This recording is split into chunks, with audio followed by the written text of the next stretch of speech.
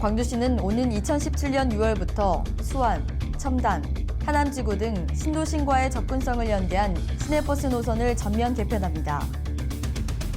광주시는 제22회 광주 세계 김치축제를 위해 기존 인프라인 김치전시관과 박물관을 리모델링해 본격적인 실행 준비에 박차를 가하고 있습니다.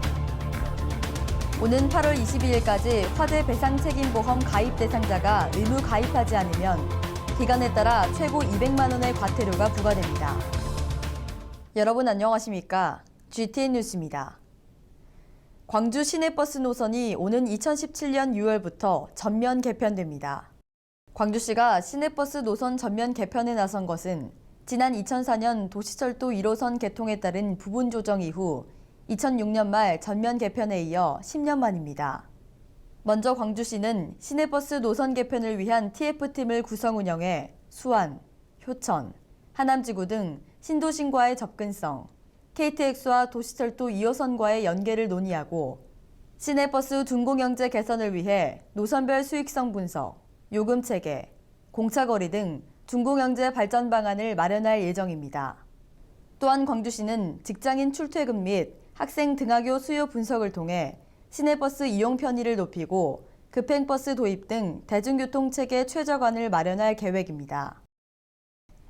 광주시는 오는 10월 24일부터 28일까지 열리는 제22회 광주 세계 김치축제 추진 기본계획과 세부 프로그램을 확정하고 본격적인 실행 준비에 들어갔습니다.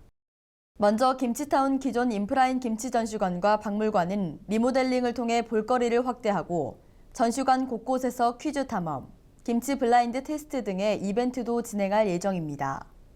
또한 메인 광장은 김치 생산업체, 지역 로컬 푸드 판매 등 광주의 김치 관련 산업을 집약하는 마케팅 공간으로 구성하고 각종 김치를 직접 버무려 가져가도록 대형 체험장도 개설합니다. 아울러 김치타운의 접근성 보완을 위해 인근 지역과 연계한 셔틀버스를 운행해 시민들의 편의를 배려할 계획입니다. 광주시 소방안전본부는 영업장 면적 150제곱미터 미만인 5개 업종에 대해 오는 22일까지 화재 배상 책임 보험에 의무 가입할 것을 당부했습니다. 화재 배상 책임 보험은 다중이용 업소에서 화재로 인해 타인의 신체 또는 재산 피해를 배상하기 위한 의무보험으로 전 업종의 의무 가입이 원칙이지만 규모가 영세한 150제곱미터 미만인 휴게 및 일반 음식점, 게임 제공업 등 5개 업종은 지난 2년간 가입이 유예됐습니다.